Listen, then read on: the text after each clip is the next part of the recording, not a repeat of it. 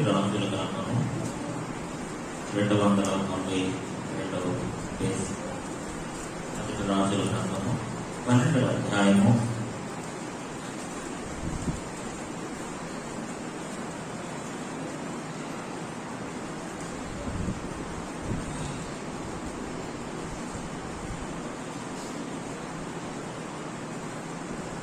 మొదటి నుంచి 10వ వచనం చదువుతాం.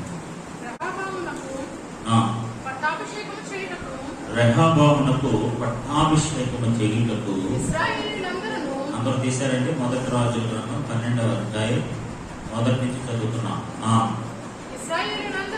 ఇశ్రాయేలు అందరూ కూడా షేకెమునకు రాగా ఓకే కుమారుడైన యెరోబాము రాజైన సొలొమోను సొలొమోను వద్ద నుండి పారిపోయి ఐగుప్తులో నివాసము చేయుచుండెను. ఎందుకు పారిపోయాడు సొలొమోను దగ్గర నుంచి, ఎందుకు ఐగుప్తులో ఉన్నాడు అన్నది వేరే సబ్జెక్టు. అది మనకి ఇప్పుడు ఇందులోకి మనం దాన్ని టైప్ చేస్తే దానికి అర్థం కాదు. ఓకే, యెరోబాము ఇంకా ఐగుప్తులోనే ఉంది. ఆ సమాచారం విన్నాడు.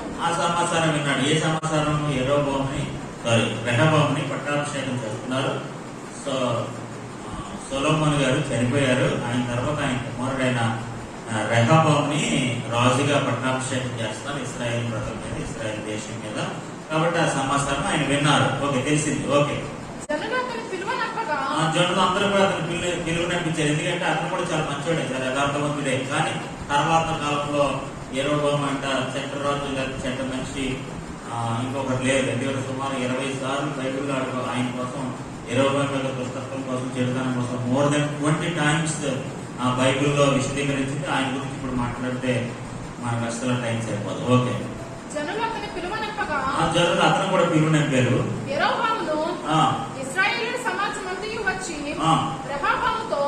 రెహబాముతో ఇలాగ మనవి చేశారు. నీ తండ్రి బరువైన కాడిని మా మీద ఉంచెను. నీ తండ్రి గారు సొలొమోను గారు నియమించిన కఠినమైన ధ్యాసము మా మీద అతను ఉంచిన బరువైన కాడిని నువ్వు కొద్దిగా చులకన చేసిన, తక్కువ చేసిన, ఆ పనిని, ఆ భారాన్ని కొద్దిగా తగ్గించిన మేము మీకు సేవ చేసుకుంటామండి. అందుకు రాజు మీరు వెళ్ళండి, నాకు 3 రోజుల సమయం ఇవ్వండి, నా యొక్కకు తిరిగి రండి సెలవీయగా జనులు వెళ్ళిపోయారు. అప్పుడు రాజైన రెహబాము రాజుగారైన రెహబాము ఏం చేశారంటే, తన తండ్రి గారు సొలొమోను గారు బ్రతికున్నప్పుడు ఆయన దగ్గర ఉన్న కొంతమంది ఆలోచనకర్తలు, కొంతమంది పెద్దలు, కొంతమంది అభిషేక్తులు, కొంతమంది జ్ఞానకర్తలు, కొంతమంది అనుభవజ్ఞులు, కొంతమంది ఆలోచనకర్తలు ఆ తండ్రి గారి రాజుగారి దగ్గర పనిచేసేవాళ్ళు. వాళ్ళు చాలా అనుభవం కలిగిన వారు, ఆత్మ సంబంధమైన వారు, మంచి మంచి రాజ్యాంగం కూడిన సలహాలు ఇచ్చేవారు వీళ్ళందరూ కూడా. ఓకే, అతని సముఖంలో సొలొమోను గారి సముఖంలో సేవ చేసి పెద్దలు, వీళ్ళందరూ పెద్దలు అనమాట, పెద్ద తలకాయలు అనమాట. ఆలోచన చేసి మరి జనులందరూ కూడా నా దగ్గరకు ఒక ప్రత్యుత్తరం తీసుకొచ్చారు, ఒక ప్రశ్నతో నా ముందుకు వచ్చారు, ఒక రిక్వెస్ట్ తో నా దగ్గరికి వచ్చారు. ఏంటి ఆ రిక్వెస్ట్ అంటే, మా నాన్నగారి కాలంలో చాలా భారమైన పనులు, బాధ్యతలు వాళ్ళ మీద ఉండేయట, వాళ్ళు ఆ పని ఇప్పుడు చేయలేకపోతాం అంటున్నారు. ఇప్పుడు ఆ పనిని చులకన చేయండి, ఆ భారాన్ని తగ్గించండి, మేము మీకు సేవ చేసుకుంటామని చెప్పి వీళ్ళందరూ ఒక విన్నపంతో, రిక్వెస్ట్ తో మా దగ్గరికి వచ్చారు. కాబట్టి నేను వారికి 3 రోజుల ప్రత్యుత్తరం ఇవ్వాల్సి ఉంది. 3 రోజుల్లో వారికి నేను ఈ సమాధానం చెప్పాలి. ఏం చేయమంటారు, ఏం చెప్పమంటారు అని పెద్దలైన వారి దగ్గర సలహా తీసుకోవడానికి ప్రయత్నం చేస్తున్నాడు ఈ యవనస్తులైన రెహబాము. ఓకే, వారు ఏం చెప్పారంటే, ఈ దినమునే ఈ రోజు నుంచి ఈ జనులకు నువ్వు ఎలా ఉండాలి, ఒక రాజుగా ఉండకూడదు, ఒక రాజ్యాధికారంతో ఉండకూడదు. ఎప్పుడు కూడా రాజ్యాధికారం కానీ, గర్వం కానీ, ఇవన్నీ కూడా మనిషిని ఎక్కడికో తీసుకెళ్ళిపోతాయి. లేనిపోయిన ఆశలకి, కోరికలకి పెడతారో పట్టిస్తూ ఉంటాయి. సో ఈ పెద్దలైన వారు ఎంత మంచి వాళ్ళు అంటే, ఎంత నిజంగా అనుభవజ్ఞులే. వాళ్ళు ఏం చెప్పారు తెలుసా, ఈ యవనస్తుడికి ఏం చెప్పారు తెలుసా, మేబీ వీళ్ళు సొలొమోను దగ్గర నుంచి ఉంటున్నారు. ఆయన సొలొమోను ఎలాంటి తెలుసు, చూడండి జ్ఞానవంతుడికే జ్ఞానం సలహా చెప్పేవాళ్ళు అందరూ. సొలొమోను ఎవరండి? సొలొమోను ఎవరు? జ్ఞానవంతుడు, అవును కదా. ఆ మామూలు జ్ఞానవంతుడు కాదు, మామూలు జ్ఞానవంతుడు. అలాంటి జ్ఞానవంతుడి దగ్గర ఆలోచన కర్తలు లేరు. ఈ పెద్దలైన వారు సలహాదారులు. వాడు ఆలోచన చెప్పేవారు, రాక ఇది ఇలా చేద్దాం, అది అలా చేద్దాం. చూడండి, ఎప్పుడైనా మీరు గమనించారు లేదు, ప్రతి ఒక్కరి దగ్గర సలహాదారులు ఉంటారు. ఇప్పుడు మనం జగన్మోహన్ రెడ్డి గారి దగ్గర కూడా ఆయన సొంత నిర్ణయాలు ఏం చేశారు, కొంతమంది ఐఏఎస్ ఆఫీసర్లు ఉంటారు ఆయన సలహాదారులుగా. వాళ్ళు తీసుకుంటుంది అనమాట, వాళ్ళు ఏం చేయాలి, ఏ పథకం ఇవ్వాలి, ఏ పథకానికి ఎన్ని డబ్బులు కట్టాలి, ఆ డబ్బులు మన దగ్గర ఉన్నాయా లేవా, ఈ అమ్మఒడి, ఊవడి, ఆ ఒడి ఇవన్నీ ఎలా వస్తాయి, ఆ సలహాలు ఆలోచనకర్తలు ఉంటారు పక్క నుంచి. ఆ సలహాలు ఆలోచనకర్తలు అన్ని చెప్తారనమాట. దానికి ఇంత బడ్జెట్ అవుతుంది, ఇన్ని వ్యాన్కి ఇంత డబ్బు అవుతుంది, రేషన్ ఇంటికి వెళ్తే ఇన్ని పాటలు ఉంటాయండి అని అన్ని చెప్తారనమాట. సో వాళ్ళు ఏమంటారంటే ఆలోచనకర్తలు, తెలివైన వాళ్ళు. ఒక నాయకుడిని, ఒక ప్రభుత్వాన్ని, ఒక దేశాన్ని న్యాయవంతంగా సమయోచితంగా నడిపించడానికి ఉపయోగపడేవాళ్ళు. కాబట్టి ప్రతి కుటుంబంలో, ప్రతి వ్యవస్థలో ఇలాంటి పెద్ద తరగతిలో ఆలోచన చెప్పేవాళ్ళు మనకు కావాలి. దేవునికి స్తోత్రం కలుగును కాదు. హల్లెలూయా, హల్లెలూయా. ఈ చిన్నోళ్ళకి, కుర్రోళ్ళకి, యవనస్తులకి ఏం తెలియదు. ఉద్రేకంగా, కోపంగా, లేకపోతే ఏదో ఆవేశంగా కొన్ని నిర్ణయాలు తీసేసుకుంటుంటారు. నేను ఊరి చెప్తాను, నేను చేసేస్తాను, నేను వెళ్ళిపోతాను, నేను సాధించేస్తాను, నేను కుట్టేస్తాను, అంతలేదు ఎంతలేదు అంటుంటారు. వాళ్ళకి ఏం తెలియదు, ఉద్రేకం మీద అలా మాట్లాడతారు అంతే. ఇప్పుడు రెహాబాము కూడా చేసిన పని మంచి పనే, నేను కాదనట్లా. ఇప్పుడు ఒక విజ్ఞప్తి లేకపోతే ఒక ప్రశ్న, ఒక సమస్య అతని దగ్గరకు వచ్చినప్పుడు దాన్ని ఎలా రెక్టిఫై చేయాలి, దాన్ని ఎలా సాల్వ్ చేయాలి, దాన్ని ఎలాగా మంచి సమాధానం చెప్పాలి, దాని యోగ్యమైన ఆన్సర్ ఎలా ఇవ్వాలి అని చెప్పేసి పెద్దలందరినీ పిలిపించడం అనేది చాలా ఉన్నతమైన పెద్ద అనుభవంతో కూడిన ఆలోచనే, మంచి విధానమే, నేను కాదని అన్నాం. కానీ ఇక్కడ విషయం ఏంటంటే, చదవండి 7వ వచనంలో వాళ్ళు ఏం చెప్పారు, ఈ దినమే నువ్వు ఈ ప్రజలకి, ఎవరికి ఈ ప్రజలంటే ఎవరిలో, ఇశ్రాయేలు ప్రజలు. ఆమేన్, హల్లెలూయా. ఈ ప్రజలంటే ఎవరండి? ఇశ్రాయేలు ప్రజలు. They are people of God. వారు దేవుని యొక్క ప్రజలు. ఇప్పుడు దేవుని యొక్క ప్రజలు మా భారాన్ని తగ్గించండి. మీ నాన్నగారు మమ్మల్ని చాలా తిప్పలు పెట్టారు, చాలా బాధలు పెట్టారు, కొన్ని వేల మందికి వంట చేయించాడు, సుమారు మందిరాన్ని 7 సంవత్సరాలు కట్టాడు, ఆయన సొంత భవనాన్ని 11 సంవత్సరాలు కట్టాడు, సుమారు 20 సంవత్సరాలుగా ఈ నిర్మాణంలోనే మేము ఉండిపోయాం అని. 20 సంవత్సరాలు నిర్మాణం చేయడం మాట్లాడితే 20 సంవత్సరాలు నిర్మాణం చూడండి. ఒకసారి దేవుని వాక్యం ఒకసారి మీకు అర్థం అవడానికి ఆ మాట చూపిస్తున్నాను. మొదటి రాజుల గ్రంథం 4వ అధ్యాయం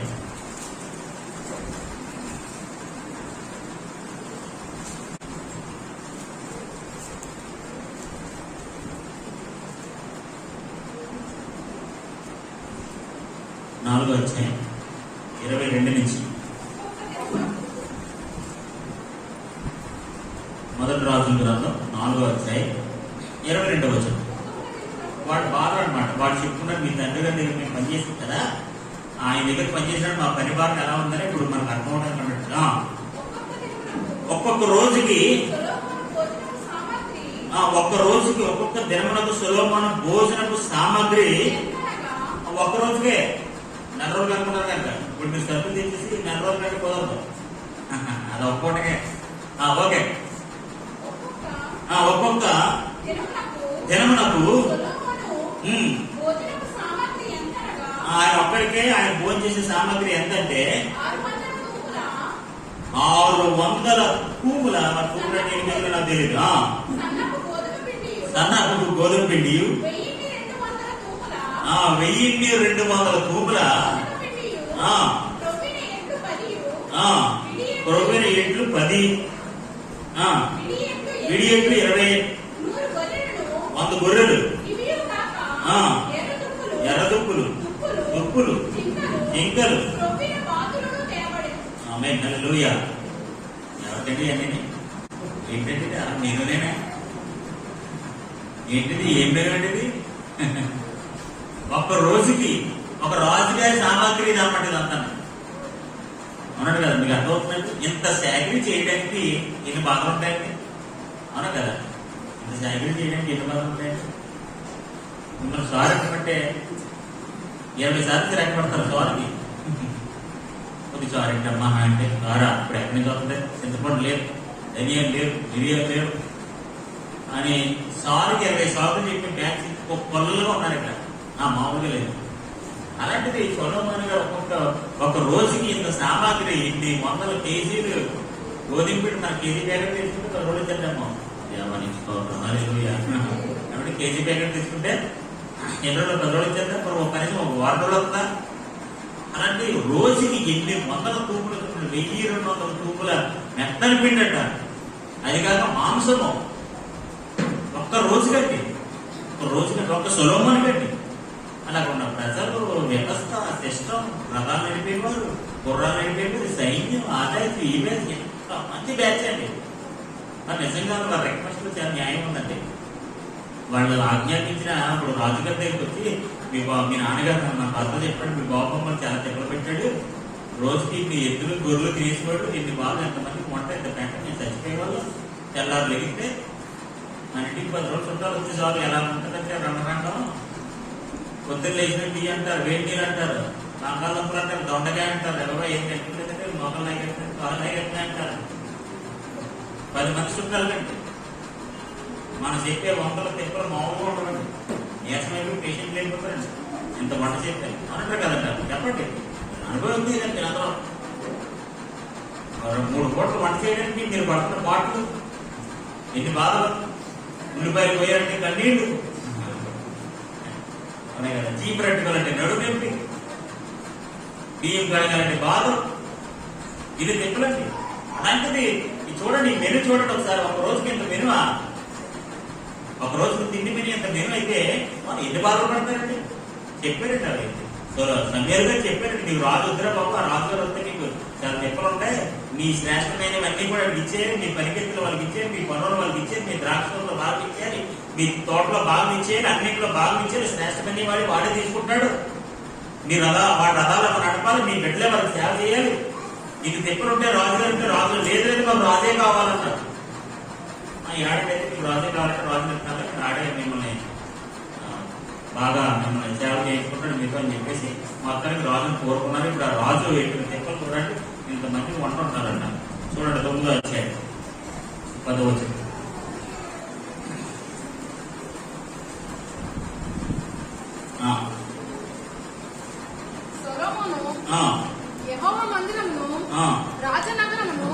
సొలొమోను యెహోవా మందిరం అంటే దేవుని మందిరం కట్టడానికి రాజనగరం అంటే ఆయన ఉండడానికి ఒక భవనం కట్టుకున్నాడు. ఈ రెండు, ఒకటి దేవుని మందిరం కట్టాడు, రెండోది ఆయన సొంత ఒక భవనం కట్టుకున్నాడు. ఈ రెండింటిని 20 సంవత్సరంలోగా కట్టించను. ఎన్ని సంవత్సరాలు అండి? 20 సంవత్సరాలు. రోజులు కాదు, 20 నెలలు కాదు, 20 సంవత్సరాలు. దేవుని మందిరం కట్టడానికి 7 years పట్టింది. ఆయన సొంత ఇల్లు కట్టుకోవడానికి 11 సంవత్సరాలు పట్టింది. ఎవరు? సొలొమోను రాజు. ఒక రోజుకి తిండి అంతా. అది కాకుండా మళ్ళీ నేను కన్స్ట్రక్షన్, ఇంటి బాబు చెప్పాను. కన్స్ట్రక్షన్ బాబు మీ అందరికీ తెలుసండి, నాకు కూడా తెలుసు. అందుకని కన్స్ట్రక్షన్ బాబు కొన్ని నాకు తెలుసు, నేను కూడా కొంతమంది అనుభవం ఉంటుందో నాకు తెలియదు. కన్స్ట్రక్షన్ ఉన్నంత బాగా మీకు దేనికే ఉండవండి. అలాంటిది 20 సంవత్సరాలండి. సొలొమోను గారు ఏమైనా కడతారండి? సొలొమోను ఏమైనా ఇట్లు మాట్లాడండి? సొలొమోను ఏమైనా దొంగలు మాట్లాడండి? ఎవరు మాట్లాడారు? ఏళ్ళే మాట్లాడు. ఆయన వెళ్ళిపోతారు, ఏళ్ళు నిలబడుతుంది కదా. 20 years, 20 సంవత్సరాలు ఈ కన్స్ట్రక్షన్ మీదే ఉన్నారండి వాళ్ళు. రోజు ఇదే పని. ఇశ్రాయేలు ప్రజలకు బాగా వాళ్ళ దేశం చూడండి. ఒక పక్క నుంచి కొంతమంది వంట, కొంతమంది కట్టడం, ఇంతమంది ఇన్ని తిప్పలు పడుతున్నారు అనమాట. సరిగ్గా అలాంటి టైంలో ఇవన్నీ పూర్తయిపోయి అన్ని అయిపోయాడు. సొలొమోను గారు ఏమయ్యారు? చనిపోయారు. ఆయన రాజ్యానికి వెళ్ళిపోయారు. మేబీ దేవుడు ఈ రెహబాముకి దేవుడు అవకాశం ఇచ్చేయడమో నాకు తెలియదు. మేబీ రెహబాను యొక్క ఉద్దేశాలు, తలాంపులు, ఆయన ఆలోచన విధానం ఏంటో మనకు తెలియదు. మేబీ ఆయనకి చాలా మంది భార్యలు ఉన్నారు, చాలా మంది బిడ్డలు ఉన్నారు. కానీ దేవుడు ఎందుకో రెహబాముకి దేవుడు అవకాశం ఇచ్చాడు. దేవుడికి స్తోత్రం కలుగును గాక. హల్లెలూయా, హల్లెలూయా. రెహబాముకి దేవుడు అవకాశం ఇచ్చాడు. సో ఇప్పుడు రెహబాముకి పట్టాభిషేకం చేశారు, అంటే రాజుగా ఆయన అభిషేకించారు. ఎక్కడండి? చూడండి.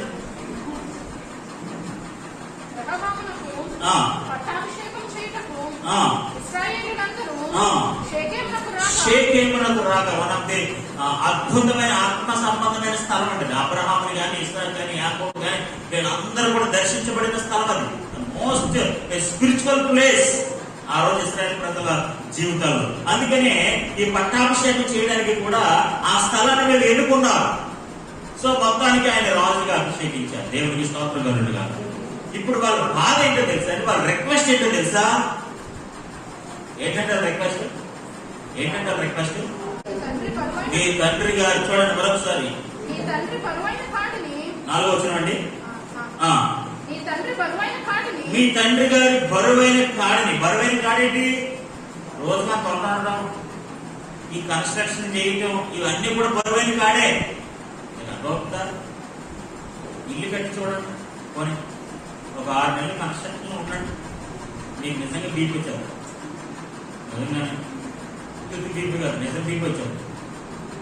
ఎందుకంటే కన్స్ట్రక్షన్ అంత మెంటల్ టెన్షన్ అనమాట. ఇప్పుడు వీళ్ళు రోజులు ఎదిగితే 20 సంవత్సరాలు అదే పని, సిమెంట్ పని, బొడ్రం పని, లేకపోతే టైల్స్ పని, ఆ పని, ఈ పని, మందిరం పని. కానీ ఈ సొంత భవనం 20 సంవత్సరాలు కట్టారంటే ఎంత కన్స్ట్రక్షన్ ఒకసారి మీరు ఆలోచన చేయండి. 20 సంవత్సరాలు ఏదైనా కడతామా? మా అయితే 2-3 నెలలు కట్టుబడతాం, ఆ మా అయితే ఒక 6 నెలలు కట్టేస్తాం ఓవర్.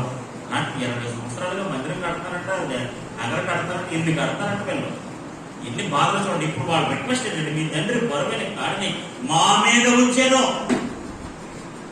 చాలా బరువైన కాడి, అంత వంట చేయాలంటే చాలా బరువైన కాడి, ఇల్లు కట్టాలంటే మాకు బరువైన కాడి.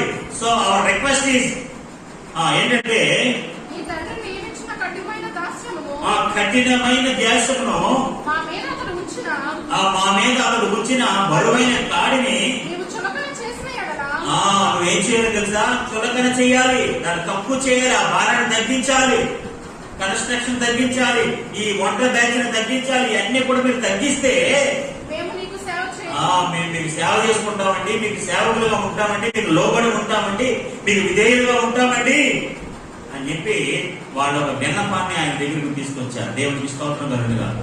హల్లెలూయా, హల్లెలూయా. మంచిదేనండి ఇది?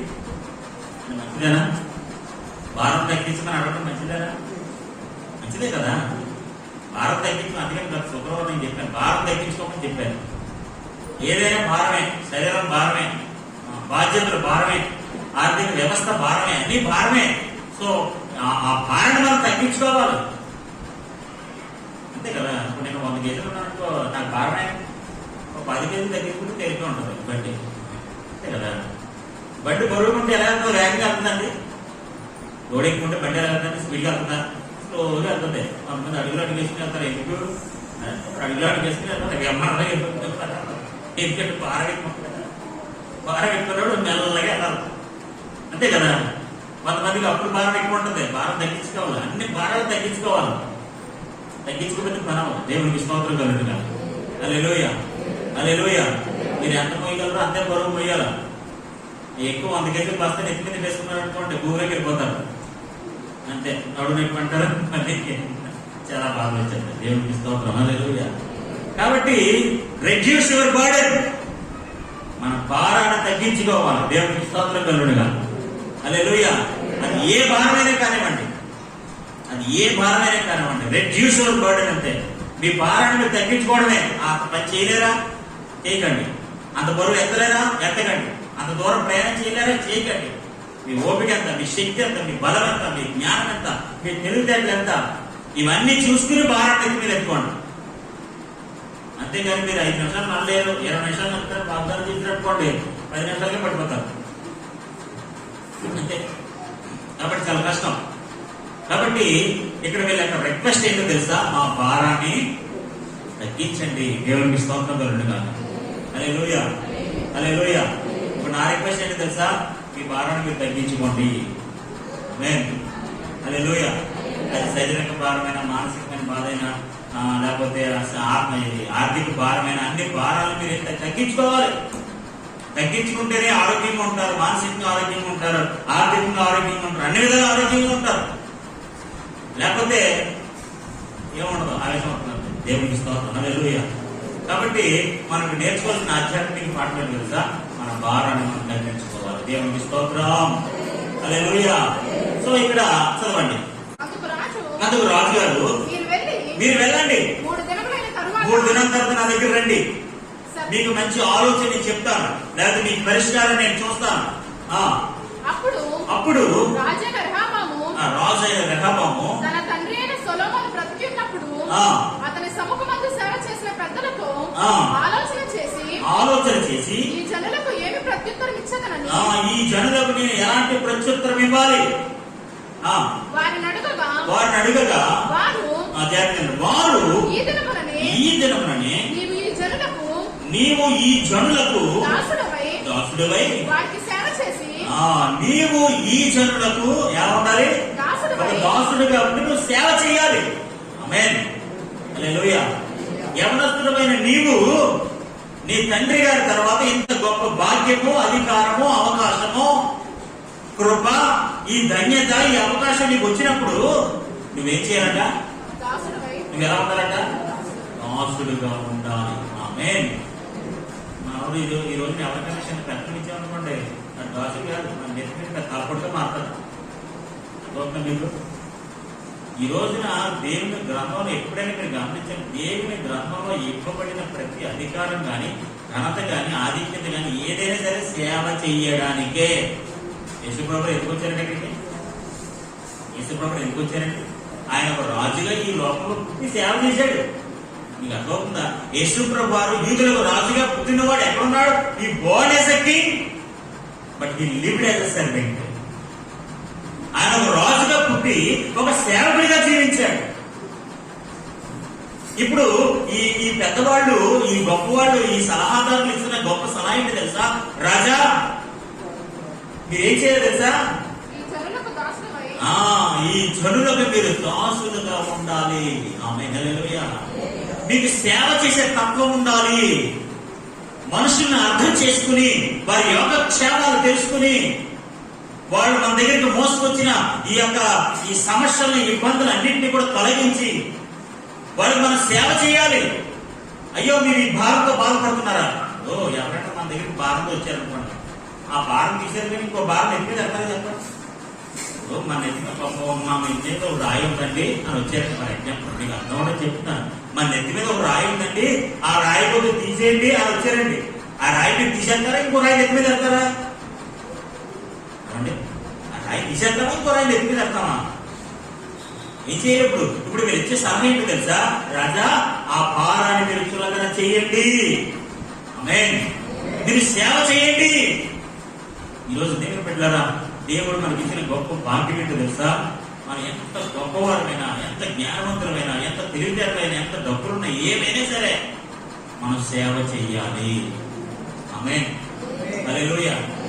Maybe is the king. అతడు రాజు అయి ఉండొచ్చు, ఒక రాజుగా పట్టాభిషేకం చేయబడిన వాడే ఉండొచ్చు, జ్ఞానవంతుడై ఉండొచ్చు, అధికారం కలిగిన వాడే ఉండొచ్చు, సకల భోగ భాగ్యములు కలిగిన వాడే ఉండొచ్చు. But he should be worked as a servant. ఒక దాసునిగా పనిచేయాలి. తనకు తాను తగ్గించుకోవాలి, గర్వాన్ని, ఆహారాన్ని విడిచిపెట్టాలి.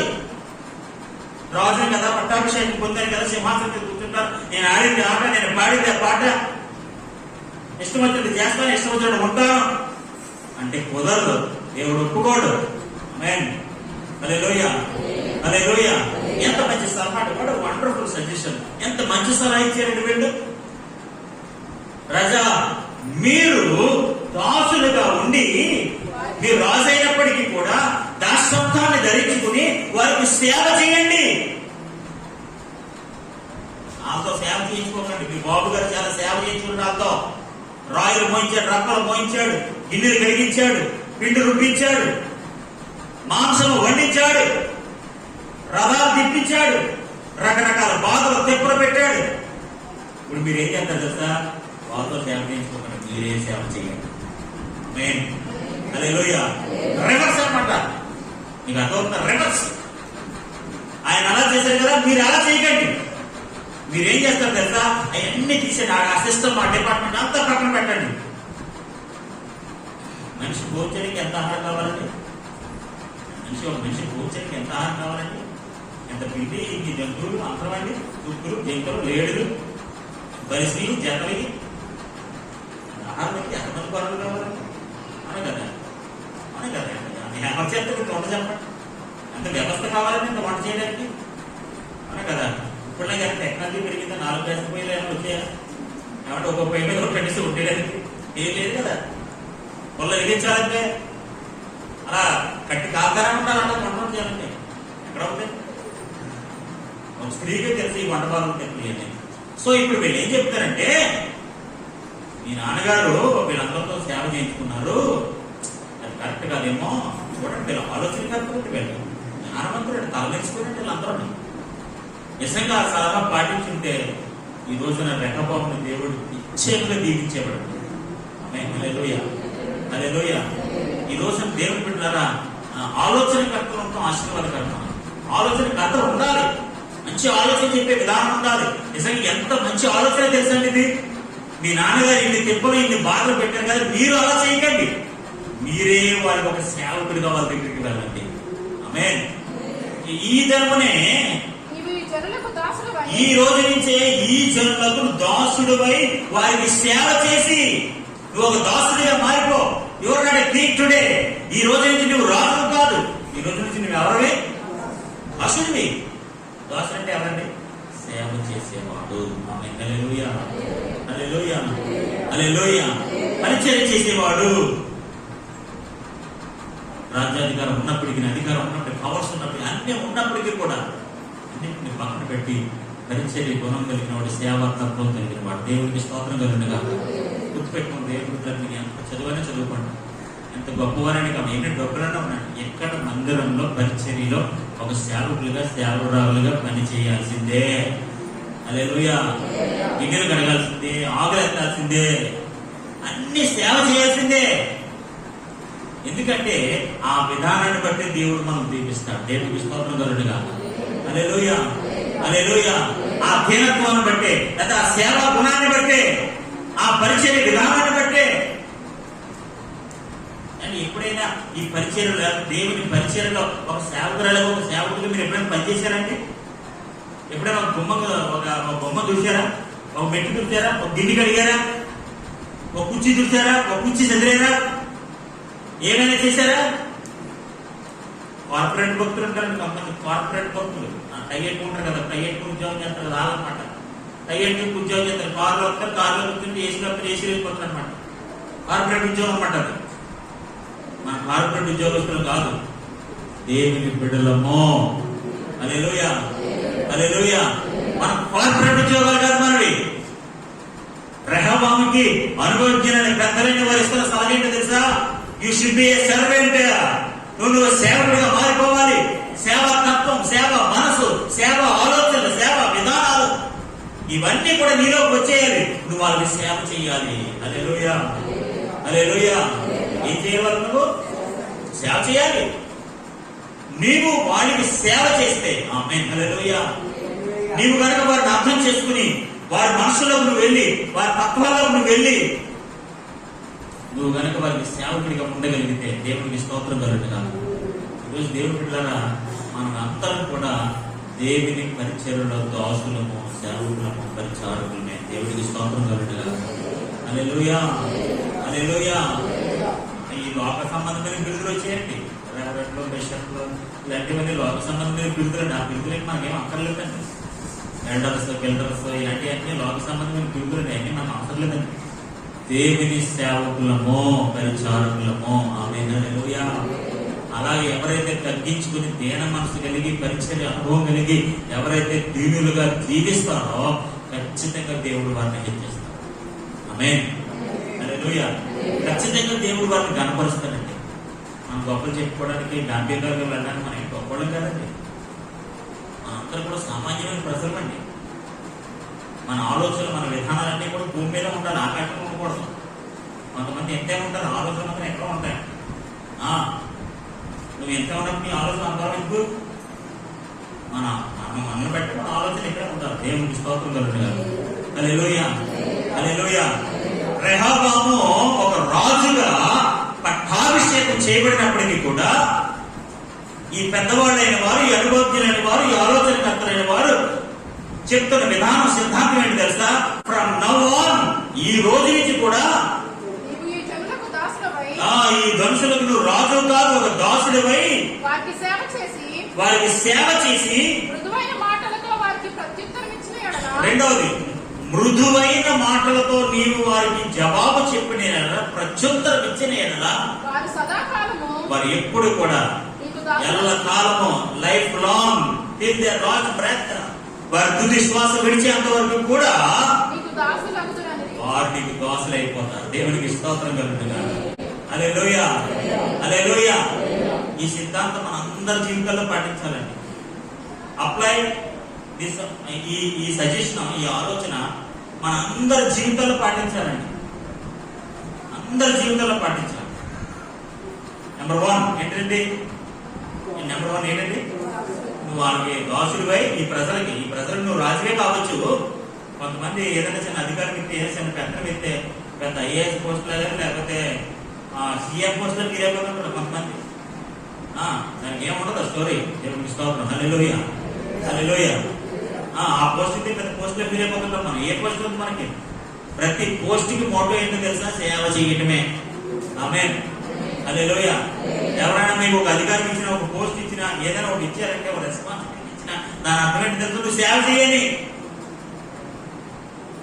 నెత్తి మీద కూర్చోమని కాదు, సింహాసనం కూర్చోమని కాదు, పెత్తనం చేయమని కాదు, ఇవన్నీ చేయడానికి కాదు రెస్పాన్సిబిలిటీ. ఎందుకు రెస్పాన్సిబిలిటీ అంటే సేవ చేయడానికే.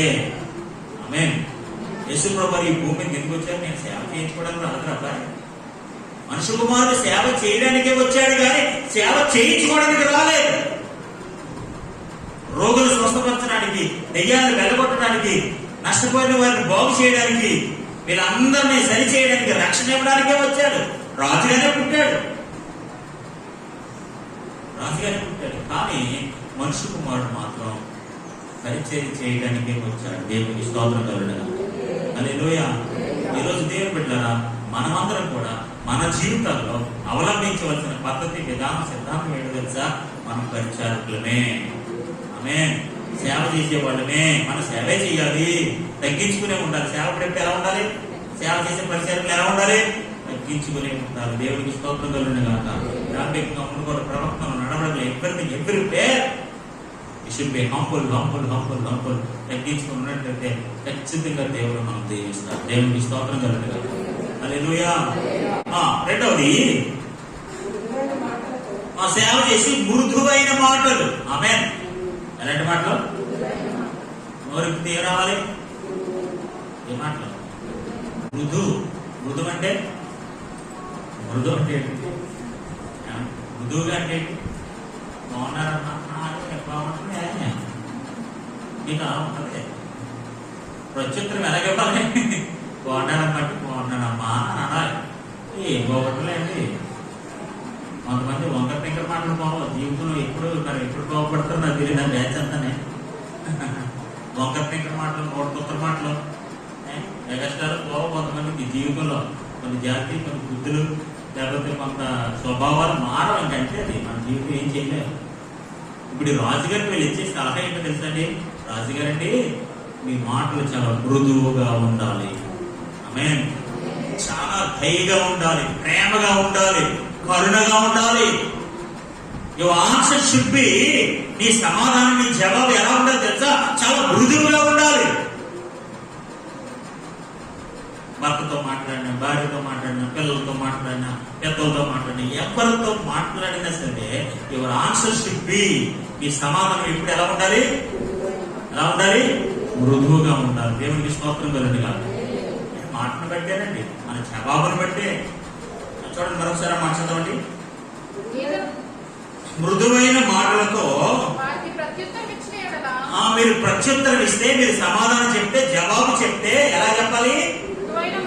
నేను రాజుని కదా, నాకు రాజ్యాధికారం ఉంది కదా, లేకపోతే నేను ఏం మాట్లాడినా చెల్లుద్ది, ఏం చేసినా చెల్లుద్దని ఇష్టానుసారంగా నోరు పాడేసుకుంటే నీకు నష్టపోతావు తప్ప నీకు లాభం ఏముంటుందో, అందులో సంతోషం ఏముంటుందో, అందులో నీకు ఆశీర్వాదం ఏముండదో. కాబట్టి నీ నోరు, లేకపోతే నీ మాటలు, లేకపోతే నీ విధానాలు అన్ని కూడా ఎలా ఉండాలట? మృదువుగా ఉండునుగాక. హల్లెలూయా, హల్లెలూయా. ఈరోజు వాక్యానుసారంగా దేవుడు మరొకసారి మనకి ఇచ్చే సలహా ఏంటో తెలుసా? మనందరం కూడా సేవా మనస్సు కలిగిన వారిని ఉండుము కాక. మృదువైన మాట విధానం కలిగి ఉండేవారుగా మనం ఉండుము కాక. మీ సమాధానం చాలా మృదువుగా ఉండాలి, మీ మాటలు, మీ ప్రశ్నలు సమస్తం కూడా ఎలా ఉండాలి తెలుసా? మృదువుగా ఉండాలి. అందుకే కానీ పుచ్చుకునేలా ఉండకూడదు.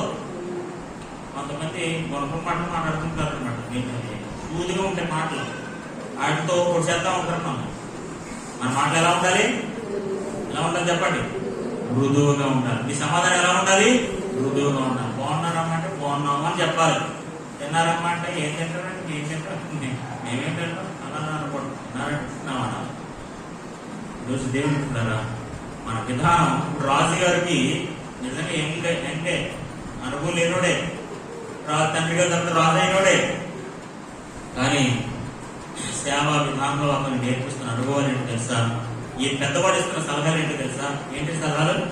నువ్వు సేవకుడివే వారిని సేవ చేయాలి, మృదువైన మాటలతో వారికి నువ్వు సమాధానం చెప్పాలి, ప్రత్యుత్తరం ఇవ్వాలి. అప్పుడు ఆ మృదువైన మాటలకి ఏమైపోతారండి? ఏమైపోతారు? మృదువైన మాటలకి వాళ్ళు నీకు సేవకులు అయిపోతారు, నీకు బానిసలు అయిపోతారు వాళ్ళు. ఎంత మంచిదండి బాబు మా రాజుగారు, ఎప్పుడు మాకు సేవ చేస్తారండి, ఎప్పుడు వెళ్ళినా మాకు తగ్గించుకుని ఉంటాడండి, రాండి కూర్చోండి అంటాడండి, కేటాయిస్తారండి, మంచిది దాకుంటాడండి, మృదువుగా మాట్లాడతారు, ప్రతి దానికి చక్కగా సమాధానం చెప్తారండి. ఇలాంటి క్వాలిటీస్ ప్రతి కుటుంబంలో ఉండాలండి. ఆమేన్, హల్లెలూయా, హల్లెలూయా. ప్రతి కుటుంబం కూడా ఇలాంటి లక్షణాలతో నింపబడాలండి. మీ దగ్గరికి వచ్చిన ప్రతి దానికి మృదువుగా సమాధానం చెప్పాలండి, మృదువుగా మాట్లాడాలండి, మృదువుగా ప్రవర్తించాలండి. అంతేగాని ఇప్పుడు గసిగారనుకోండి ఏమైపోతారండి వాళ్ళు, రాననుకోండి ఏమైపోతారండి వాళ్ళు, మళ్ళీ వస్తారు మీ దగ్గరికి, జీవితంలో రాదు. ఇప్పుడు మన ఇంటికి వచ్చిన మృదువుగా మాట్లాడి కూర్చోబెట్టి మంచిగా ఇవ్వాలి, కానీ అలా ఎలా మాట్లాడితే మళ్ళీ మీ ఇంటికి వస్తారు. ఇప్పుడు మీ ఇంటికి నేను ఎవరింటికైనా వచ్చినప్పుడు అలాగా ఆ ప్రవర్తన సరిగ్గా లేదనుకో నేను వస్తాను. మళ్ళీ నా డిపార్ట్మెంట్ అంతా వేరే డిపార్ట్మెంట్ అండి. Self respect very important. నాకు అది తేడా వచ్చినప్పుడు నాకు వెళ్ళాలి, నా వల్ల వెరీ ఇంపార్టెంట్. కాబట్టి దేవుని బిడ్డలారా, మన మాటలు కానీ మన ప్రవర్తన ఎలా ఉండాలి? సేవ చేసే మృదువుగా ఉండాలి. ఆమేన్, హల్లెలూయా, హల్లెలూయా. మనం ఎక్కడ మాట్లాడినా ఏం మాట్లాడినా మృదువుగా సమాధానం చెప్పాలి. రాజుగారికి పిలిచే సలహా ఏంటో తెలుసా? మృదువైన మాటలతో వారికి ప్రత్యుత్తరం ఇచ్చిన వారి సదాకాలము వాళ్ళు ఎల్లకాలము life long they will be servants to you. వాళ్ళకి సేవ చేసుకుంటారు. మీ నాన్నగారికి ఎలాగైతే ఎంత భారాన్ని, ఎంత కష్టమైతే, ఎన్ని వంటలైతే, ఎంత కష్టమైతే, ఎన్ని తిప్పలైతే పడ్డారో, నువ్వు అలా చేయకుండా నువ్వు వాళ్ళు మృదువుగా మాట్లాడి సేవ చేసినట్లయితే ఖచ్చితంగా నీకు కూడా వారు సేవకులుగా ఉంటారు. వాళ్ళు ఏం చెప్పారు? అదే చెప్పారు, మీ భారం, మా భారం తగ్గితే ఏమన్నారు చూడండి. కానీ చులకన చేసిన ఎడల 4వ వచనం చివరి భాగంలో, నీవు చులకన చేసిన ఎడల మేము మీకు సేవ చేస్తాం. సేమ్ కాన్సెప్ట్ కదా. మా కార్యం మీరు శుభ్రం చేస్తే మేము మీకు సేవ చేస్తాం. ఇప్పుడు పెద్దలు కూడా ఏం చెప్పారు? అదే చెప్పారు. నువ్వు ఖచ్చితంగా వారు నువ్వు సేవలు చేస్తే, నువ్వు మృదువుగా మాట్లాడి వాళ్ళకి జవాబు ఇస్తే ఖచ్చితంగా వాళ్ళు నీకు సేవ చేసుకుంటారయ్యా. This is the best way. ఇది సరైన విధానం, సరైన పద్ధతి. నీ నాయకత్వం ప్రారంభంలో, ఈ అధికారంలో, ఈ ఉన్నతమైన భాగ్యంలో దేవుడిచ్చిన అవకాశాన్ని సద్వినియోగం చేసుకోకపోతే ఖచ్చితంగా మనం కోల్పోతాం. దేవుడికి స్తోత్రం కలుగుతుంది. అంటే దేవుడి దృష్టిలో దావీదు కంటే ముందు ఒక రాజు దేవుడు ఏర్పాటు చేస్తున్నాడు లేదా? మరి అటు నిలబెట్టుకున్నాడా? మరి ఎవరు వచ్చారు? అంతే. నువ్వు నిలబెట్టుకోలేదు అనుకోండి, దేవుడు ఏమి అక్కడితో ఆగిపోడు. రెహబాబు లేకపోతే ఇంకెవరు లేరండి, ప్రజలు సౌలు లేకపోతే ఇంకెవరు లేరండి. సౌలు ఎలక్షన్ చేశాడు, సరిగ్గా ఉండలేదు, పూజల విధానాలు సిద్ధాంతాలు సరిగ్గా చేయలేదు. అది కూడా అక్కడ గేదెలు కాసుకుంటాడు, గొర్రెలు కాసుకుంటాడు, ఆయన తీసుకొచ్చి కూర్చోబెట్టాడు. దేవుడికి అలా ఉంటాయి విధానాలు తెలుసా మీకు? దేవుడి విధానం ఎలా ఉంటుంది తెలుసా? ఉన్నప్పుడు కట్టి పుట్టింది అనుకోండి, ఎక్కడో మూల ఉన్నప్పుడు తీసుకొచ్చి కూర్చోబెడతాడు. దేవుడి సిద్ధాంతాలు అలా ఉంటాయి. ఇప్పుడు రెహబాముకి ఇచ్చే సలహా కూడా అలాంటిదే. ఇప్పుడు మీ నాన్నగారు చనిపోయారు, నీకు ఏదో విధంగా నీకు అధికారం వచ్చింది, నీకు పవర్స్ వచ్చాయి, యూ హ్యావ్ టు రూల్. ఈ ప్రజలందరూ పరిపాలించాలి, ఈ ప్రజలందరూ పరిపాలించాలి. నువ్వేం చేయాలి తెలుసా? ఏం చేయాలి? దాసులు అని సేవ చేసి మృదువుగా మాట్లాడాలి. దేవునికి స్తోత్రం కలుగుగా. హల్లెలూయా. మీకు విషయం చెప్పమంటారా? ప్రపంచంలో ఉన్న గొప్ప గొప్ప నాయకులందరూ కూడా బైబిల్ సిద్ధాంతాలను పాలైన వాళ్ళే. గొప్ప వాళ్ళందరూ కూడా బైబిల్ సిద్ధాంతాలు పాలైన వాళ్ళే.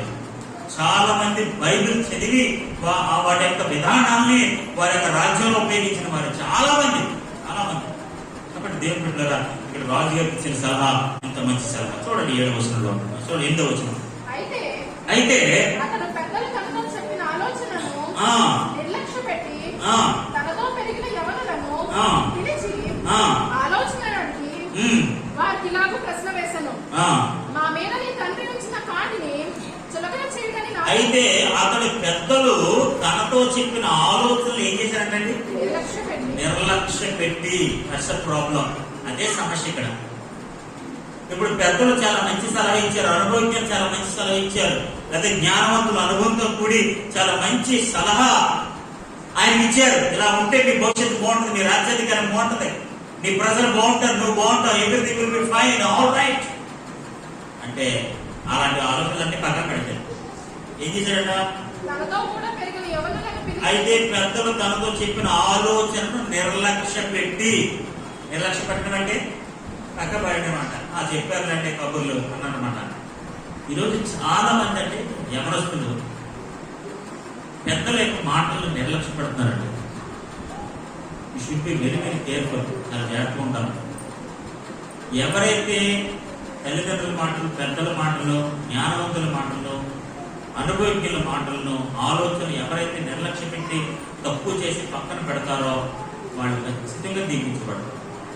వారు నష్టాలు ఎదుర్కొంటారు, శ్రమను ఎదుర్కొంటారు, ఇబ్బందులు ఎదుర్కొంటారు.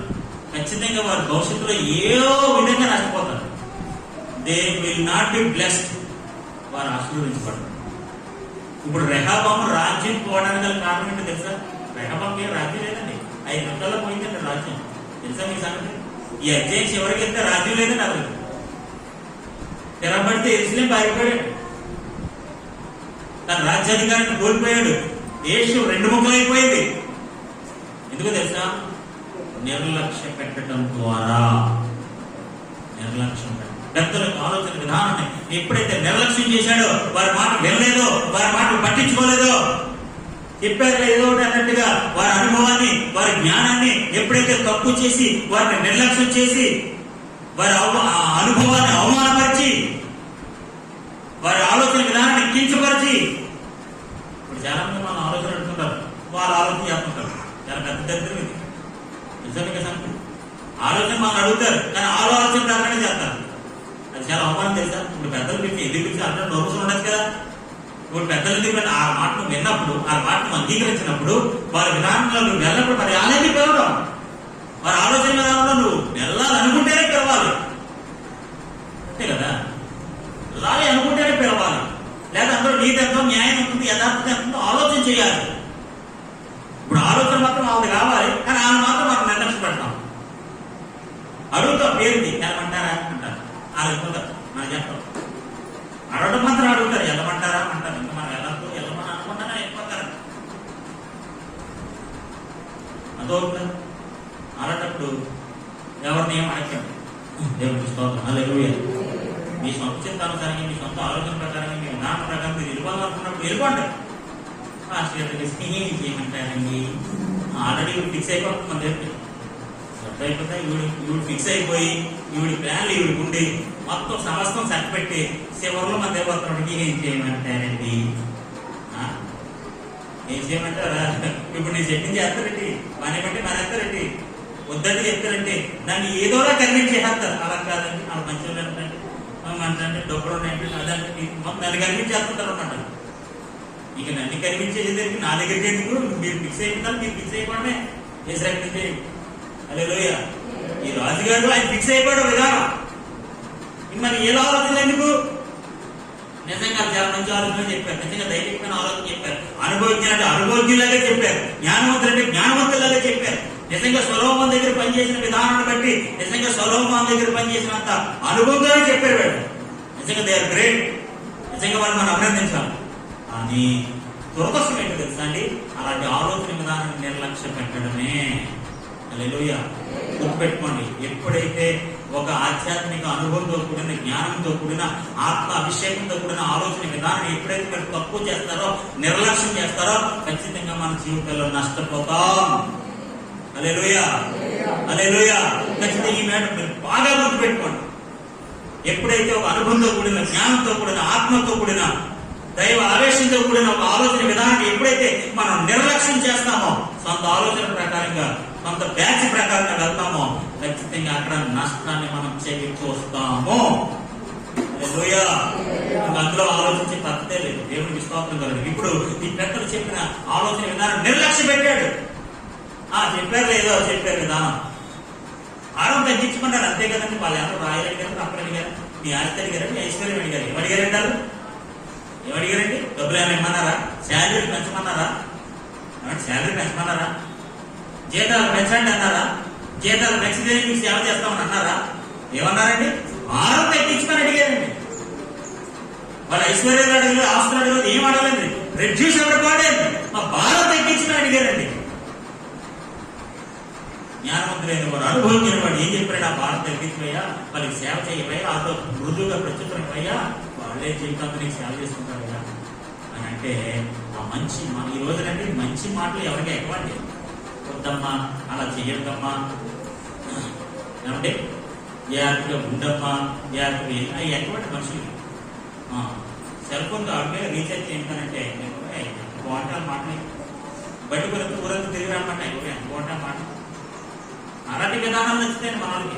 ఎక్కడికి వెళ్ళొద్దు, ఏం చేయొద్దు, జాగ్రత్తగా ఉండండి, చదవండి, చెందండి, చర్చికి రండి, ప్రార్థన చేయండి, వాక్యం చదవండి, ఇలాంటివి అన్నాం అనుకోండి. ఎక్కువ అలాంటి ఆత్మ సంబంధమైన అనుభూతి కూడిన విషయాలు కానీ ఎటువంటి ఎవరికి రోడ్లన్నీ తిరిగి రండి, ఊరంతా చదివి రండి, ఏమండి రోడ్లన్నీ ఊడ్చేయండి, ఇలాంటి జారీ పనులు సంతోషకరమైన విషయాలు చెప్పాలి. చెప్తే అప్పుడు ఆనందంగా ఉంటుంది అన్నమాట. దేవుని బిడ్డలారా, ఇక్కడ చూడండి, ఈ యొక్క రెహబాము చేసిన అతి దౌర్భాగ్యమైన పని తెలుసా? దైవికమైన ఆలోచన కొట్టివేయడమే, నిర్లక్ష్య పెట్టడమే. ఈరోజు ఎవరైతే అనుభవంతో కూడిన, ఆధ్యాత్మికతతో కూడిన, జ్ఞానంతో కూడిన, జ్ఞానంలోంచి, అనుభవంలోంచి వచ్చిన ఈ ఉన్నతమైన ఆలోచన విధానాన్ని ఎవరైతే కొట్టివేస్తారో ఖచ్చితంగా వారి భవిష్యత్తులో నష్టపోయే ప్రమాదం ఉంది. యేసు నామములో అలాంటి విధానానికి మీరు వెళ్ళొద్దని ప్రభు పేర మీకు తెలియజేస్తున్నాను. దేవునికి స్తోత్రం కలండి కాక. చూడండి, నిర్లక్ష్యం పెట్టి ఏం చేశాడట? తనతో కూడా పెరిగిన యవనస్తులు. అది నేను మన సబ్జెక్ట్ ఏంటి? ఫ్రెండ్షిప్ అన్నమాట. మన సబ్జెక్ట్ ఏంటండి? ఫ్రెండ్షిప్. ఫ్రెండ్షిప్ డే కదా, ఈ నెల ఫ్రెండ్షిప్ డే కదా. మన సబ్జెక్ట్ అక్కడ తీసుకొస్తానమాట. అతనితో కూడా పెరిగిన దరిద్రపు బ్యాచ్ ఒకటి ఉంది. దిక్మాల బ్యాచ్ అన్నమాట. ఈ బ్యాచ్ ఎందుకు పనికిరాదు. కొంతమంది కుళ్ళిపోయే వాళ్ళు ఉంటారు, కొంతమంది అసూయ వాళ్ళు ఉంటారు. అయ్యి చిన్నప్పుడే రాజ్యాధికారం వచ్చిందిరా, ఈ నిధులు చెడగొట్టేలా బ్యాచ్ ఒక కొంతమంది ఉంటారు. వీడు సంతోషం తీసేది, సమాధానం తీసేది, టైం తీసేది, వీడిని భవిష్యత్తు నాశనం చేసేది బ్యాచ్ కొంతమంది ఉంటారు. ఇప్పుడు పెద్దల దగ్గరికి వెళ్ళారు, పెద్దలు మంచి సభ చెప్పారు. మరి ఏ దగ్గర ఎందుకు ఎందుకండి? అతనితో కూడా పెరిగినట్టు కొంతమంది బ్యాచ్, అలాగే బ్యాచ్ అన్నమాట. ఎందుకు పనికిరాని బ్యాచ్ అంటే ఇప్పుడు వాళ్ళ దగ్గరికి వెళ్ళిపోయిందంటే ఇది వాళ్ళ రాజ్యంలో సంబంధించిన వ్యక్తులు అందరూ అతను పర్సనల్ విషయం అయితే, అతను సొంత నిర్ణయం అయితే, మరి ఎవరు పెళ్లి చేసుకోవాలి, ఏం పెళ్లి చేసినా ఆ సొంత నిర్ణయం అయితే అద్దరికి వెళ్ళకపోలేదు. ఊరు వెళ్దాం అనుకుంటున్నా, వెళ్తా ఉంటాను. ఈ సమస్య ఏ సమస్య? రాజ్యానికి సంబంధించిన సమస్య, అంతే కదా. రాజ్యానికి సంబంధించిన సమస్య. ఇప్పుడు రాజ్యానికి సంబంధించిన సమస్యలో రాజ్యాధికారంలో ఉన్న వారి దగ్గర సలహా తీసుకున్నాడు. ఆ రాజ్యాధికారంతో కూడిన సలహాతో కూడిన విషయాన్ని తను కూడా తిరిగి యవనస్తులు చెప్పాల్సిన పని లేదు. హల్లెలూయా. కానీ ఏం చేశాడట? పిలిచి అయితే తన ఆలోచన నిర్లక్ష్యం పెట్టి తనతో కూడా పెరిగిన యవనస్తుల్ని పిలిచి, తనతో కూడా తిరిగి తాగి రోడ్ల మీద తిరిగి బ్యాచ్ ఉందన్నమాట. దేవునికి స్తోత్రం. హల్లెలూయా, హల్లెలూయా, హల్లెలూయా. అంటే ఈ బ్యాచ్ వల్ల ఏం పని అంటారు? ఈ బ్యాచ్ మనం పాడు చేసే బ్యాచ్ అండి, మన సెడగొచ్చే బ్యాచ్ అండి, మన అధికారాన్ని, మన గౌరవాన్ని పోలాడే బ్యాచ్ అండి. బ్యాచ్ అంటారు. ఈరోజు మన బ్యాచ్ ఎవరైతే ఆ బ్యాచ్ చూసుకుంటామా? మన బ్యాచ్ మన చెడగొట్టే బ్యాచా? మన కుటుంబం చెడగొట్టే బ్యాచా? మన బిడ్డల భవిష్యత్తును చెడగొట్టే బ్యాచా? ఏ బ్యాచ్? ఈ బ్యాచ్ నీ భవిష్యత్తును పాడు చేసే బ్యాచా? నీతో కలిసి పెరిగిన బ్యాచ్ ఎలాంటి బ్యాచ్? ఆత్మీయుల, ఆలోచనకర్తల, ఆరోగ్యవంతుల, ఆత్మీయుల, నీకు మేలు చేసేవాళ్ళ, నీకు తోడుగా ఉండేవాళ్ళ, నీకు క్షేమాన్ని కోరేవారా, ఈ భవిష్యత్తు పట్ల ఉన్నతమైన ఆలోచన విధానాన్ని కలిగి ఉన్నవారా? ఎవరు వీళ్ళు? Who are they? కలిసి అందరూ తిరుగుతారు కానీ కొంతమంది మాత్రమే మన యోగక్షేమాలు చూస్తారు, మన క్షేమం చూస్తారు, మన భవిష్యత్తు చూస్తారు, మన మంచి స్థితిలో ఉండాలని కోరుకుంటారు. ఇలా ఈ బ్యాచ్ కూడా సహాయించారు సార్. ఏమన్నారంటే వాళ్ళు ఏమన్నా తెలుసా? రాయింది కదా, ఇంకో రాయి ఎత్తింది అక్కడ అన్నారు. ఏమన్నారండి చూడండి, పిలిచి ఆలోచన అడిగి వారికి ఇలా ప్రశ్న వేశాడు. మా మీద నీ తండ్రి ఇచ్చిన కాడిని చులకన చేయడని నాతో చెప్పుకున్న ఈ జనులకు ప్రత్యుత్తరం ఇచ్చుటకు ఏ ఆలోచన మీరు చెప్పుదురు? ఏ ఆలోచన మీరు చెప్తారా అని చెప్పేసి ఈ అనుభవం లేని, ఆలోచన లేని మూర్ఖులైన, అవివేకులైన కుర్ర బ్యాచ్ని అడిగాడు అనమాట. అది అనుభవం ఉందండి? రాజ్యాధికారి మీద అనుభవం ఉందా? ప్రజల మీద అనుభవం ఉందా? ఏమంటే అనుభవం ఉందా? ఏం లేదండి. ఏంటో అలా అలా తిరిగి బ్యాచ్ అనమాట. ఈ బ్యాచ్ ఏం లేదండి. అనుభవం లేదు, జ్ఞానం లేదు, తెలివితేటలు లేవు, ఆధ్యాత్మికత లేదు, ఏమీ లేదు, ఏమీ లేదు. అలాంటి బ్యాచ్ని అడిగాడు. ఆలోచన కూడా అడిగితే అడిగాడు, అడగడంలో తప్పు లేదంటే అడిగితే అడిగాడు. దాన్ని పాటించడమే పెద్ద తప్పు. ఆమె హల్లెలూయా. ఆలోచన అడిగాను. అప్పుడు అతనితో కూడా ఎదిగిన ఆ యవనస్తులు ఈ ఆలోచన చెప్పారు. ఆలోచన చెప్పారు. ఏంటి తెలుసా? రివర్స్ లో చెప్పారన్నమాట. నీ తండ్రి మా పాడిని బరువైనదిగా చేశాను కానీ నీవు దానిని చులకనగా చేయగలనని నీతో చెప్పుకున్న ఈ జనులకు ఇలాగూ ఆజ్ఞ. నా తండ్రి నడుము కంటే నా చిటికన వేలు పెద్దదిగా ఉండదు. చిటికిన వేలు పెద్దదిగా ఉండదు. నడుము పెద్దదా, చిటికిన వేలు పెద్దదా? ఏ పెద్ద చెప్పండి సార్. అనుభవం లేని ఇచ్చే ఆ ఆలోచన ఎలా ఉంటాయి సార్? కుర్ర ఆలోచన ఎలా ఉంటాయి సార్? మన బాడీ చేసే ఆలోచన ఎలా ఉంటుంది సార్? అది పెద్ద కాదండి. నువ్వు ఆలోచన చెప్పు. ఏం చెప్తే తెలుసా? మా నాన్నగారు నడుము కంటే నా చిటికిన వేలు చాలా పెద్దది. ఎలాంటి ఆలోచన ఆలోచన చెప్పారండి? అనుభవం ఏం చెప్పారండి? వాళ్ళు సేవ చేయయ్యా, అర్థం మృదుగా తేడా ఉంచడం. వాళ్ళు నువ్వు సేవ చేయవయ్యా, సేవకుడుగా ఉంటూ మృదువుగా మాట్లాడు. They will be your servants. వాడు జీవితాంతానికి పరిచారకులుగా ఉంటారు అని ఆడ చెప్తే వీళ్ళేమంటారు? మా నాన్నగారు నడుగుకంటే నా చిత్రం వేలు చాలా పెద్దది. నా తండ్రి మీ మీద బరువైన కాడిని పెట్టాను సరే, నేను ఆ కాడిని ఇంకా బరువుగా చేతును. ఆ కాడిని ఇంకా బరువు చేస్తాను నేను. ఆమె హల్లెలూయా, హల్లెలూయా. ఏం చెప్తారండి? ఏం చెప్పారండి వీళ్ళు? మీ నాన్నగారు నడుగుకంటే నీ చిత్రం వేలు చాలా పెద్దదరా. ఆయన వేసిన దానికంటే ఇంకా ఎక్కువ బరువు. నా తండ్రి మీ మీద బరువైన కాడి పెట్టిన సరే, నేను ఆ కాడిని ఇంకా బరువుగా చేయుదును. ఆ కాడిని నేను తగ్గించడం కాదు, ఇంకా పెంచేస్తాను బరువుని. బరువుని పెంచేస్తాడు. పెంచేస్తే ఎవరుంటారు కదా? నేను బరువుని పెంచేస్తూ ఉంటానండి. 5 కేజీలు మోసేపటికి 20 కేజీలు కొట్టాడు. మొత్తం కింద వేసుకుంటాను కదా. ఈ చిన్న పని చేయవలసిన పాముకున్నవాడికి ఎంత పని చేయమంటే నువ్వు చేయడం ఉద్దేశం వెళ్ళిపోతుంది అంతే. ఆలోచన చూడండి. ఈ రోజున మనతో సహవాసం చేసేవారు, మనతో స్నేహం చేసేవారు, మన బంధువులు కావచ్చు, మన రక్త సంబంధులు కావచ్చు, మనం చెప్పి ఆలోచన విధానం సరిగ్గా ఉండాలండి.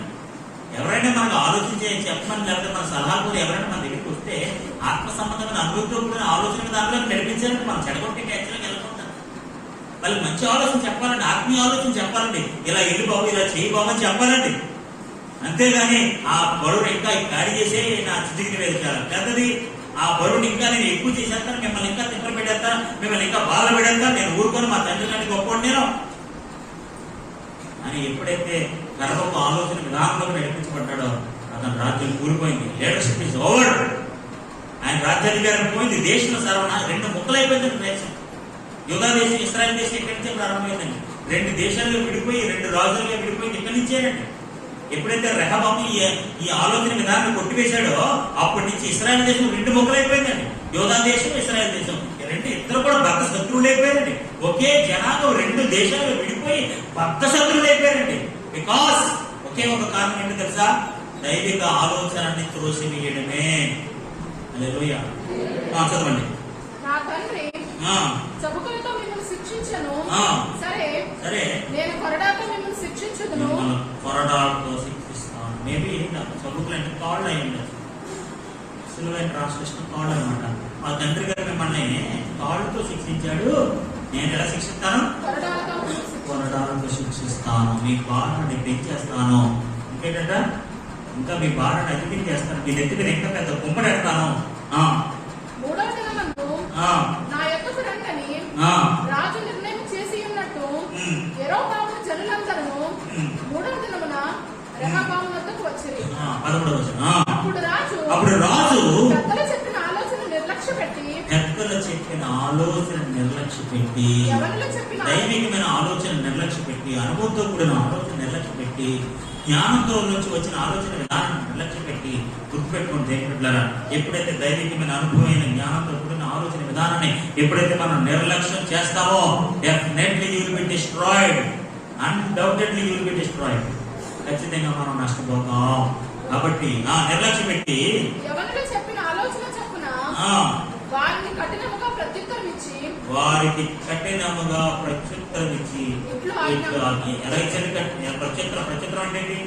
జవాబు. ప్రత్యుత్తరం అంటే సమాధానం చెప్పారు. ఎలా ఇచ్చారు సమాధానం? కఠినము. వాళ్ళు ఏం చెప్పారు? పెద్దలు ఏం చెప్పారు?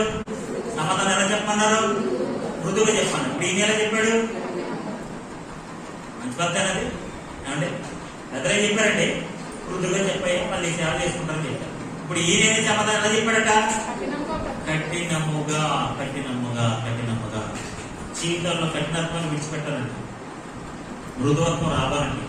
కఠినత్వం ఎదిగినంత మాత్రం నువ్వు కఠినంగా మాట్లాడినంత మాత్రం, కఠినంగా వ్యవహరించినంత మాత్రాన నువ్వేం సాధించలేవండి. Nothing will work out, nothing will work out. ఏది చదవదు. రెహబాము నష్టపోవడానికి గల కారణం, పాడైపోవడానికి గల కారణం ఏంటి తెలుసా? పెద్దల మాటను ఆలోచన విధానాన్ని నిర్లక్ష్యం పెట్టి తనతో కూడా పెరిగారు ఒక అలగా బ్యాచ్, దిక్కుమాలను బ్యాచ్, ఎవరు ఎవరు లేదు, చెత్త బ్యాచ్. ముక్తిన చెత్త బ్యాచ్ తిరుగుతారు, పని పాట ఉంటుంది. పెద్దల మాట వింటారు, తల్లిదండ్రుల మాట వింటారు, దైవజనుల మాట వింటారు, టీచర్ మాట వింటారు, యాభై మాట్లాడరు. అందరు మాటలు నిర్లక్ష్యం పెడతారు. చెప్పేవరే వెళ్ళేవలే అని బుర్ర ఎత్తి మీద దిక్కు మాట్లాడుకుంటారు చాలా మంది. అలా అందరూ కూడా నష్టపోతారు, అందరూ నష్టపోతారు. ఖచ్చితంగా దైవికమైన జ్ఞానంతో కూడిన అనుభవంతో కూడిన ఆలోచన విధానంలో ఎవరైతే నడిపించబడతారో, ఆ ఆలోచనలకు ఎవరైతే ఖచ్చితంగా వారికి నిజంగా ఆ పెద్దల మాట వినుంటే ఈ రోజు రెహబామే రాజు. దేవునికి స్తోత్రం కలదుగా. హల్లెలూయా. అసలు దేశం అంతా ఐక్యత దేశంగా ఉండేదండి. అలా 2 ముక్కలు అయిపోయింది కదండి. ఎప్పుడైతే ఆ మాట వెళ్ళలేదో వీళ్ళు మాత్రం ఎంటారండి, 40 వయసు ఎక్కువగానే వెళ్ళిపోయారండి. ఆ దాని వంశంతో మాకేం పని, వాళ్ళ బిడ్డలతో మాకేం సంబంధం, నీ మాట మేము నువ్వు మా మాట వెళ్ళకండి, మా మాట వినని చెప్పేసి వాళ్ళు వెళ్ళిపోయి యెరొబాము రాజులు చేసుకుని వాళ్ళు ఎక్కువ దేశంలో వెళ్ళిపోయి దేశము సర్వనాశనం. దేవుని ప్రజలు భయంకరమైన విగ్రహాలతో వెళ్ళిపోయారు, కష్టంలో వెళ్ళిపోయారండి. ఆ అధ్యాయంలో మీరు చక్కగా 2వ భాగానికి వెళ్తండి, యెరొబాము వాడిని ఎంత సర్వనాశనం చేసేసాడో, ఎంత దౌర్భాగ్య స్థితిలో నడిపించేశాడో. ఎందుకు తెలుసా? రెహబాము చేసిన ఆధ్యాత్మిక మిస్టేక్ వల్ల ప్రజలు నష్టపోయారండి, దేశం నష్టపోయిందండి, ఆధ్యాత్మికత పోయిందండి, సమస్తం పోయిందండి. ఓన్లీ ఒక రీజన్ ఏంటి తెలుసా? తనతో కూడా తిరిగి పెరిగిన యవనస్తుల మాటలు వినటం వల్ల మాత్రమే తన గౌరవాన్ని, రాజ్యాధికారాన్ని, సమస్తాన్ని కోల్పోయి యెరూషలేము పారిపోయాడు. ఎక్కడ పోయాడు? యెరూషలేము పారిపోయాడు. కాబట్టి దేవుని బిడ్డలారా, ఈ రోజున ఇక్కడ ఉన్న వారందరూ కూడా ఎవరు మీకు ఆలోచన చెప్తున్నారో, ఎలాంటి ఆలోచన విధానం మనం నడవాలో చాలా జాగ్రత్తగా ఆలోచన చేయాలి. పెద్దల మాట నిర్లక్ష్యం పెట్టడానికి వీలేదు, జ్ఞానంతో కూడా నడవాలి, నిర్లక్ష్యం పెట్టడానికి వీలేదు. వారి మాటలు ఒక ముత్యాల మూటలాగా వారిని అంగీకరించాలి. చిన్నపిల్లలైన వారు, పెద్ద యవనస్తులైన వారు అన్ని మాకు తెలుసు, నాకు తెలుసు, మాకు తెలుసు, మాకు తెలుసు అని వాగుతూ ఉంటారు. మా తెలుసులే, మా తెలుసులే, మా తెలుసులే అంటుంటారు. ఇలా మాట్లాడుతుంటే ఏం తెలుసు మనం సరిగ్గా అన్నం తింటున్నారు, అన్నం తినిపించాలి, అన్ని తెలుసు అంటుంటారు, ఏం తెలియదు వాళ్ళకి. కానీ ఈ రోజున మనం నేర్చుకోవాల్సిన ఆధ్యాత్మిక పాఠం తెలుసా? అనుభవంతో కూడిన ఆలోచన నిర్లక్ష్యం పెట్టక దైవికంగా సాగిపోయినట్లయితే దేవుడు మనం దీవిస్తాడు. వ్యర్థమైన చెడు స్నేహాలను, వ్యర్థమైన వారితో సహవాసం చేయకుండా, వారి ఆలోచన విధానంలో వెళ్ళకుండా, ఏదో పెద్ద భక్తుల్లాగా వారి పెద్ద తెలివేలా ఏం చేయమంటారా అని అడుగుతారు. ఏంటి దిక్కుమన్నాడు? మరి అక్కడ పెద్ద బ్యాచ్ ఉంటారు కదా, ఆ బ్యాచ్ అడుగుతుంది పెద్ద సలహాదారులు, ఆ పెద్ద సలహాదారులు మరి అలాగే అంటే ఊరాలు ఈ వెళ్ళి వాళ్ళు అడుగుతాడు, ఆ ఊరాలు వెళ్ళి ఆవిడ అడుగుతాడు. ఎంత ఆలయం చెప్తారు, బాగా పెంచారా, నడుకంట బొట్టలు వేసారా, పెద్ద నుంచి చెప్పరా, ఇంకా బరువు పెంచారా, వాళ్ళు ఏం చేస్తారో చూద్దాం. టెక్నిక్గా మాట్లాడరు, మృదువుగా మాట్లాడరు. నువ్వు రాజుని అలా మృదువుగా మాట్లాడుతున్నావు అని చెత్తసారాలు ఇచ్చారు. మొత్తానికి మొదలు మొత్తం వచ్చింది, మొత్తం పోయింది, రాజ్యాధికారం పోయింది, సర్వం పోయింది. కాబట్టి నువ్వు ఎవరితో సహవాసం చేస్తున్నావు, నువ్వు ఎవరితో ఉంటున్నావు, ఎవరు ఆలోచన విధానంలో వెళ్తున్నావు, ఎవరు విధానంలో మనం నడుస్తున్నా చాలా ప్రాముఖ్యమైనది. అవన్నీ మనం చాలా జాగ్రత్తగా చూసుకోవాలి. రెహబాము నష్టపోయినట్టు నష్టపోకూడదు, రెహబాము చేసినట్టుగా మనం చేయకూడదు. మన అందరూ కూడా దైవికమైన ఆలోచనలో, అయితే జ్ఞానంతో కూడా అనుభూతం కూడా ఆత్మ సంబంధమైన ఆలోచన విధానంలో నడిచినట్లయితే ఖచ్చితంగా నువ్వు దీవించబడతావు, నీ కుటుంబం దీవించబడతాయి, సమస్తము దీవించబడతాయి. దేవుడికి స్తోత్రం కలుగుగా. హల్లెలూయా, హల్లెలూయా, హల్లెలూయా. రెహబాములాగా నష్టపోకుండా మనందరం కూడా దేవుని బిడ్డల ఆలోచన విధానంలో వెళ్ళి సర్వశక్తి దేవుడు ఆయన ఆలోచన విధానం మనం నడిపించి ఉన్నతమైన ఆశీర్వాదాలు మనం పొందుకుని దీవించబడుతున్న కాక మోకరించండి, ప్రార్థన చేసుకుంటాం. ప్రేమ తండ్రి, కృప కలిగిన మా ప్రభు, మా బిడ్డలైన మనందరికీ సేవా మనసులు దయచేయాలి. వారు ఎంత ధనవంతులైన, గొప్పవాళ్ళైన, జ్ఞానవంతులైన, తెలివంతులైన ఎవరైనప్పటికీ కూడా సేవా తత్వంతో కూడిన మనసును ప్రభు హృదయంలో పెట్టండి. వారి నోటిలో ఉన్న, మనసులో ఉన్న కఠినత్వం ఇప్పుడే తొలగిపోవునగా, మృదువైన మాటలు మాట్లాడుదురుగా, ప్రేమగా మాట్లాడుదురుగా, దయగా మాట్లాడుదురుగా, కనికరము చేత నింపబడుదురుగా. అలాంటి దైవికమైన ఆలోచన విధానంలో ప్రభా మా బిడ్డలందరూ ఎదిగి నీ చేత దీవించబడినట్లుగా, నీ కృపను పొందుకున్నట్లుగా, నీ ఆత్మ సంబంధమైన ఆశీర్వాదంతో కుమ్మరించబడినట్లుగా ప్రతి ఒక్కరిని దీవించి దర్శించుకున్నాను. నేను నన్ను మహిళించుకున్నాను. ఎంతబడిన వాక్యం ప్రతి ఒక్కరిలో కలిగి దయచేసి నేను మనకు మహిళించుకున్నాను. సమస్త ఘనత, మహిమ, ప్రభావాన్ని ఆరోపించాను. యేసు పరిశుద్ధమైన నామంలో అడిగి వేడుకుంటున్నాము పరమ తండ్రి. ఆమేన్.